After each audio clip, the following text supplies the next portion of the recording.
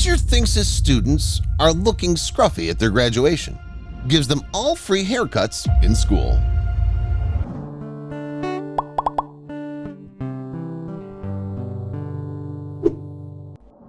Teachers do so much more than create and execute lesson plans. They're also important figures in any child's life. And while many of us don't remember the minutiae of what we learned in school, we remember those teachers who touched our hearts.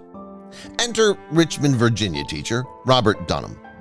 In June 2019, Dunham was getting ready for work at Carver Elementary School. It was a big day for the 5th grade teacher and his students. It was the day of the moving on ceremony. After that graduation ceremony, his students would leave for middle school and say goodbye to elementary.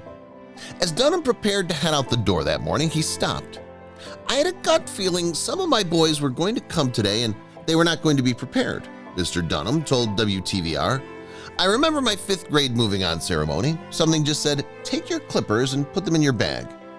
The teacher's father had cut hair growing up, and Dunham had learned a thing or two about giving a fresh cut. Who knew that skill would come in handy on that particular day? Before the ceremony began, Dunham realized that some of his students did indeed need his help. "One of my students showed up and I said, 'See, I knew you were going to need a haircut,'" he recalled. As the students sat down for a trim, others decided they wanted to get their haircut as well. After a while, students from other classes heard about Mr. Dunham's makeshift barbershop, and there was a lineup out the door. "When I go to the barbershop, when I get a haircut, you feel good and you look good. You've got that confidence starting to come out of you," Dunham explained. "I want every one of my students to be confident today. This is their special day." Dunham's practical thinking and handy skills at cutting hair also captured the hearts of his fellow teachers and administrators. Someone snapped a photo of the teacher giving a haircut and posted it on social media. Before long, the photo went viral. "You should always be caught doing the right thing at all times," Dunham later said. "I'm just happy to be part of that moment." The educator continued that his students may not remember the math and language he taught in life, but they'll hopefully remember his kindness. "If they don't remember anything else about me, I always want them to remember that I was always there for them," he added. "Being that positive male role model is something I take pride in every day." It's so easy to get swept up in the business of life. We work hard to give our children memorable birthday parties and neat experiences.